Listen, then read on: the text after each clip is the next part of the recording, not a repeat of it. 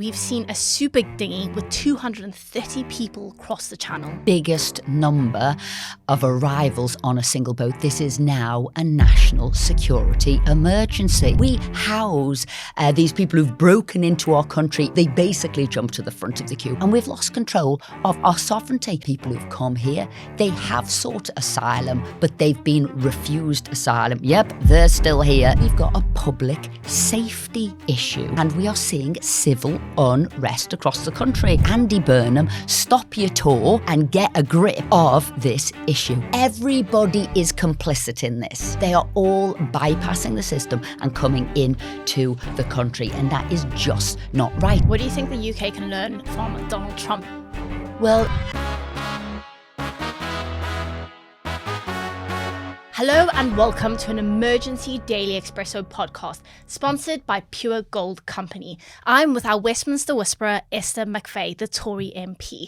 Est, we've seen a super dinghy with 230 people cross the channel. Yeah, biggest number of arrivals on a single boat. This is now a national security emergency, that people can come to this country on a size of a boat which was double the size of a double-decker, the equivalent of a Boeing 737 MAX 10 arriving in the country in one instance. And there's nothing that we seem to be able to do about it. And it's not just those 230 that came on that one boat. It's over 2,700 since Andy Burnham has been Prime Minister. It is the cumulative impact, 200,000 since 2018. And we've got 900,000 people, roughly, not that anybody can say, in this country who are undocumented. So of course it is a national emergency and it needs to be stopped. There are things you can do. We've now got to start doing them.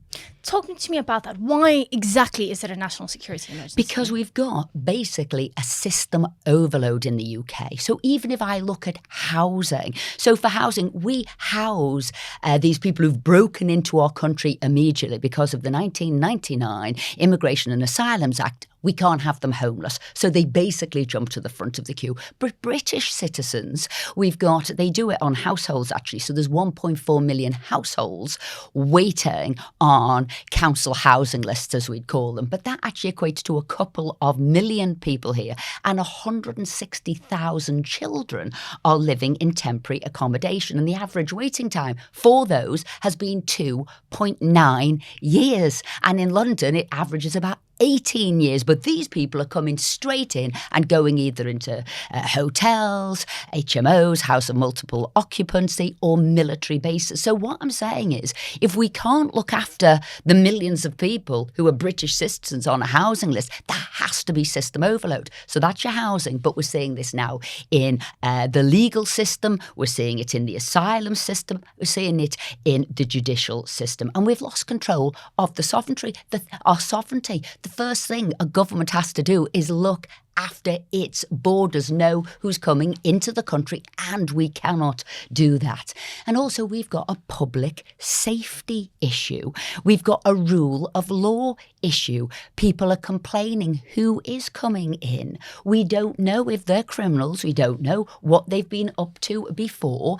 There's theft, there's crime, there's attacks on young girls, sexual attacks, and we are seeing civil unrest across the country. Now, whether that's the Thetford, the RAF base there, whether it's Epping, Essex at the Bell Hotel, a 14-year-old girl was sexually attacked by asylum seeker. The community was up in arms. You've got Orpington, South London, the TLK Hotel. You've got Crowborough. The list goes on where parts of the country are saying, we cannot cope.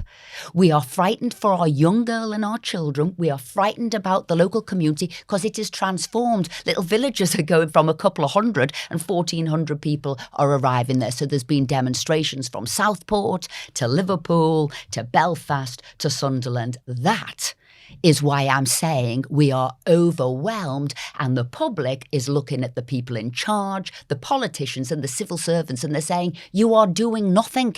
You are not living the same life that we are. Can you not see what is going on? And so I would say, Andy Burnham, stop your tour, of which you'll only talk about two things, the cost of living as you see it and also what's happening on the high street, and get a grip of this issue. When I saw that super dinghy, the thing that came to mind is I just thought this is a blatant display of contempt. Well, it was. I mean, it is huge. It's 49 feet long from bow to stern, so it is huge.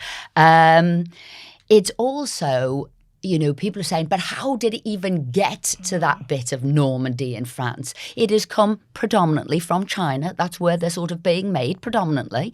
And then they are going by sea. They're being shipped via commercial routes, fundamentally to Turkey, Bulgaria, and then they go to the staging posts in Europe, Germany, then on to France, and then off they go. But somewhere along that journey is nobody wondering what they are, because these are not the regular kind of dinghies that you would be used for maybe, the oil rigs to get people out, by border patrol, by sort of marine scientists or super yachts taking people out, because they'd be much more robust, much more solid. These are absolutely flimsy, fold away dinghies, which seems to me they can only be for one use: criminality and smuggling people. And you'd think people would see them coming. Once they're in the water or when they're getting blown up, you would think Shabana Mahmoud, who's paid over £660 million to France, you'd think some of those French police might have seen this dinghy bigger than a double-decker bus. Absolutely. And for that amount of money, they would. Drones, police, what's going on? And how long will it have taken to collect 230 people? Well, the one a week ago, so just before that, had 173 people on board. That was then let's ablaze. It took 18 hours. It was in the water for 18 hours.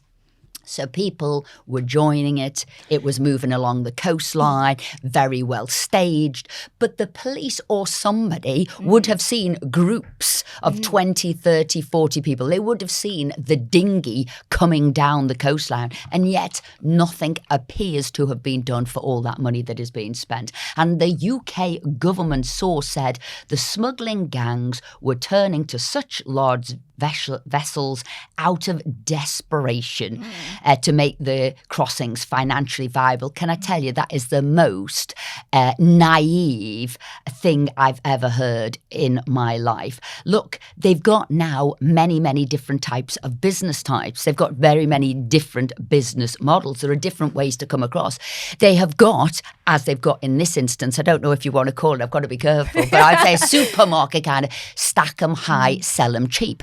So those, if you're crammed on 230 of you, or 160 or 150, as it was only last month. And by the way, the French said then, we could not see there being a dinghy going any bigger than 150, and yet within 4 weeks we're up to 230. So those, they're charging about anything £500 for that crossing on that bulk, shall we say, service there to get people across. Going back to 2018, when the dinghies started, there was only about 8 coming across on a dinghy. It would have cost £14,000 then to have done a crossing in a dinghy. Now it's £500. So not, as the government said, out of desperation. No, they've changed their whole business model. It is very, very sophisticated now. So you can get them that £500 to come across.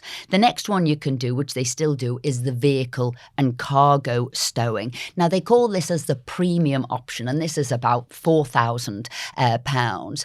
And this is where you go in a sort of a smuggled, sort of hidden compartment.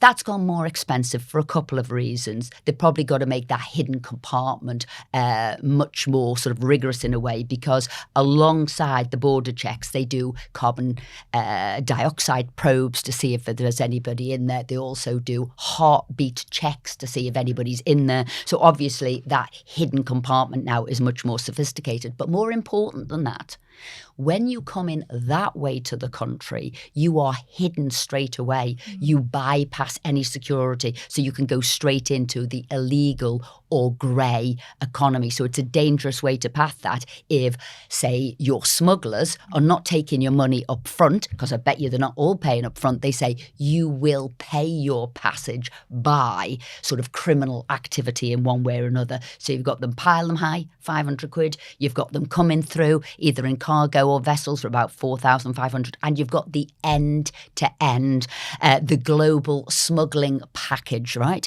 And this is where they take you from wherever you're coming from, Afghanistan, Iran, and take you all the way. And that could be air, road, sea passage. It will also be forged passports. It could be bribing officials. It will be on overland trucks. It will also be keeping you in safe houses before you get to that launch and come over. So there is a whole array, and that one will cost you about 14,000 or 15,000 pounds all the way. So don't think that these gangs are desperate and doing the 230 on a dinghy. They are doing an array of options. These are the ones we know about to come into the country. This is another reason it's a national emergency, because they're getting much more sophisticated and the payment methods are getting much more sophisticated. Everyone's got that drawer at home. Old chargers, foreign coins, a watch that stopped working in 2011. Now imagine opening it and finding a stack of gold coins from the Royal Mint. Suddenly it's not junk, is it? It's your financial safety net. The Pure Gold Company, which was voted the UK's best gold broker and one of the Sunday Times' fastest growing private companies, makes owning real physical gold easier than you think. One-to-one expert guidance from an actual human, from your first question to final delivery, is insured to your door or kept safe in a professional vault. And you can download their comprehensive guide to buying gold by visiting their website, which is in the description. Check the link. Oh, and tell them JJ sent you. Absolutely. And one of those systems is called Hawala. And my understanding of how that works, it's often Turkish, Middle Eastern countries, and there will be a broker. A migrant will hand over the money. They get a code in return. And then on the other side, once there's been safe passage, that code word is exchanged and the money is handed over. And that's if they do get here and they do land here, because I'm quite sure some of these smugglers are ruthless as well. And some of them might never see the light of day, but I'm quite sure they'll get a hold of that code, press that code in and get the money. So again, I think the government needs to get a little bit more savvy here. You don't just think, as I said, the cost will be £514,000. I think there will be other forms of paying that money back. As you say, there's that system, but what I think is one of the most dangerous systems, which has been uncovered and exposed in the UK as well, families in the UK wanting to bring over other members of their families will use UK businesses as a front to drop off as a local collection hub. So they will be dropping off the money bit by bit to get the, family member, friend or whoever it is into the country. And again, they will be straight into the country. And so in the past, and the Labour government has always looked at just the smuggling gangs as the bad ones. They're the bad one. We've got to smash the gangs. Not that they've ever smashed the gangs. Everybody is complicit in this. Everybody, the people who are coming via these illegal routes, know it's illegal, because you wouldn't be paying for it like that if you thought this was the way to come in the country. They are all bypassing the system and coming into the country. And that is just not right because of the cost to the UK. Which is huge. And that's for legal aid, for health, for a whole bunch of things. Yeah, absolutely. People talk about it being maybe £4 to £5 billion a year, the cost to the UK. Some are saying, no, it must be double that. It must be about £8 billion. Because you're right, the hotel accommodation costs we know were like £3.1 billion just for that alone. But then obviously you've got to give them the support, whether that's legal support, getting them into the country.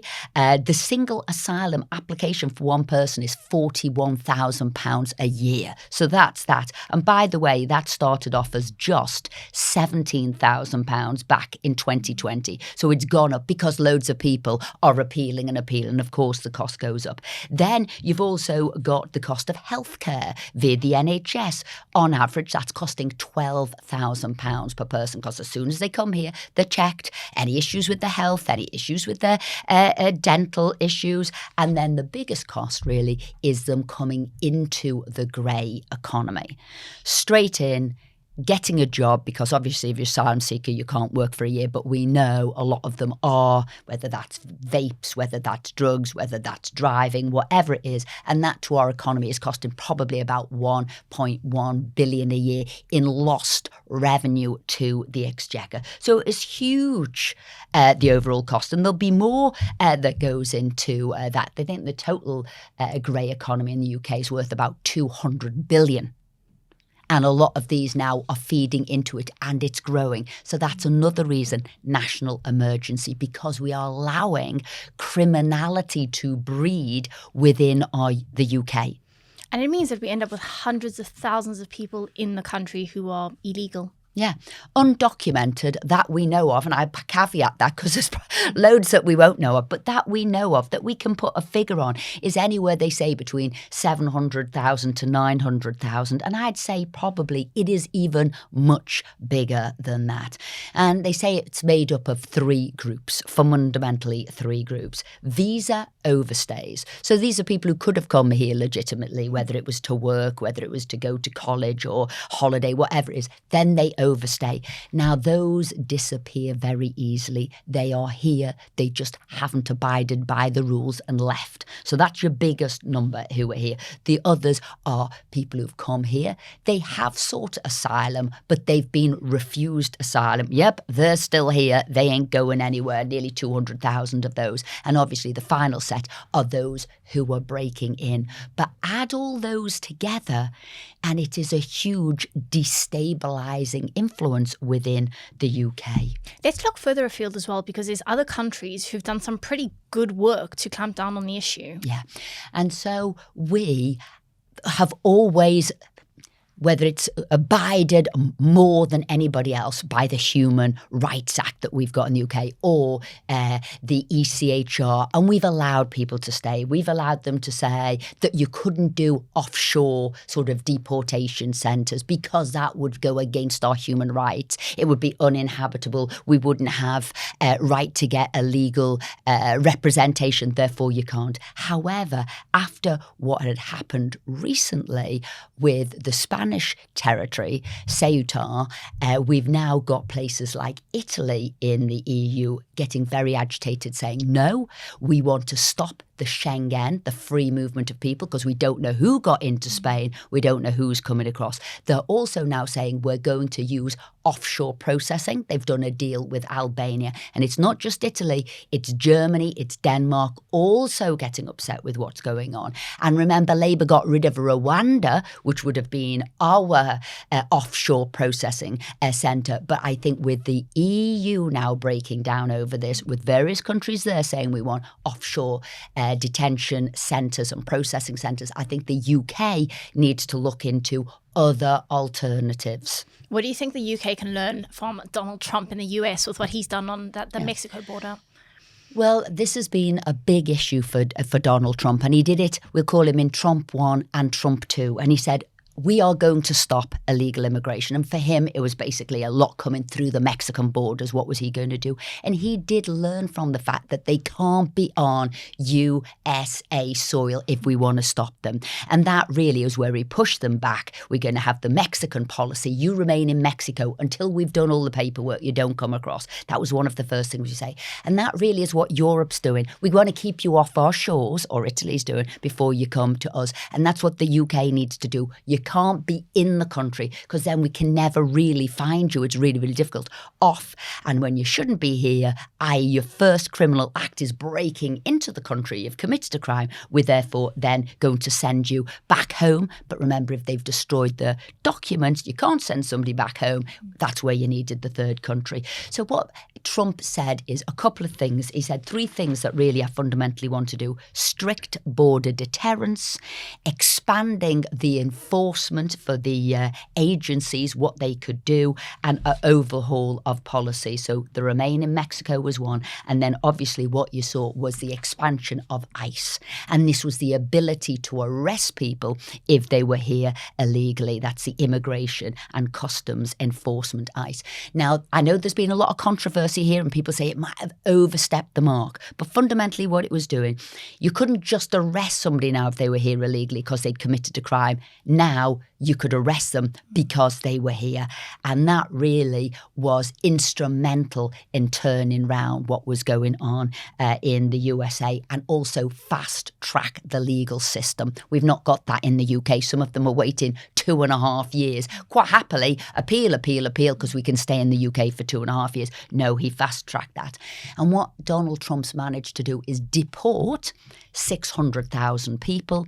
But actually, because there was a deterrent and people thought, oh, we don't want to stay here anymore, or we haven't got the connections, or we can't disappear in the system, 1.9 million people have self-deported. And that's really the position you've got to get to. And while America had 250,000 people coming in a month, now some months it's down to as low as only 9,000. So fundamentally, he has stopped it. And we have got to start doing that. We've got to start getting tough, because I will say the criminal gangs and people coming here, it is 2 fingers up to the UK.